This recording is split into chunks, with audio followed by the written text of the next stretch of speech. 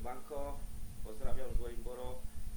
Myślę sobie, nudna ta niedziela, to pomyślałem, że może coś zarymuję pod ten wieczór. Słuchajcie tego.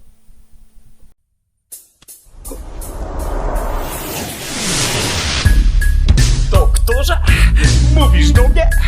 Ja tu tworzę, tworzę, chyba na dworze, albo, o Boże, mój Boże, to nie jest waga, to walka na noże. Najpierw cię potnę i wykąpię w chorze. Czarne będzie kurwa tu w białym kolorze. Puszczę później wszystko to na monitorze. Tak ja właśnie tworzę świat w innym kolorze. Mam słonia po roże, tu najlepszą nożę. I tak ja każdego się tu pojawię. Może będziesz mówił dalej, na macie cię położę.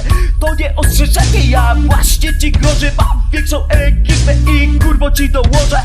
I nikt wam tutaj raczej nie pomoże. A teraz maniaczku, słuchaj co ogłoszę. Głowę ci odrobię i do kibla poniosę. A tam ją utopię. Potrzeba niszczyć taką głupotę. Nie potrzebujemy brodu tu przez hołotę.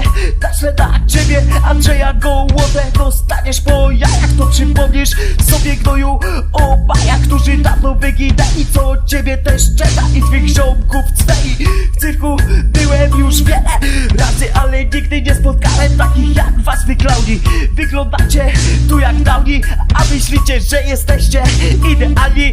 Tak naprawdę kupa gówna, że nada badani. Zakop się z powrotem, lepiej do kopalni. Albo wieśniaku, wracaj do stajni. Tam miejsce dla ciebie, tu ludzie są lojalni. Powiedziałem tyle, ty może pół słowa, bo pusta z ciebie głowa. Jak mnie będziesz kurwiał, twoja żona będzie wdowa. Nim się tutaj nie obejrzę, jak ta bestia ciebie zeżre. Pomysły nigdy mi się nie kończą. Każdego dnia myśli mnie ciągle toczą. Uciekam wtedy drogą boczą, w dolinę wchodzę mroczną. Więc zamknij się proszę, skąd te pomysły? Chyba twe wszy w mózg cię kurwo pogryzły.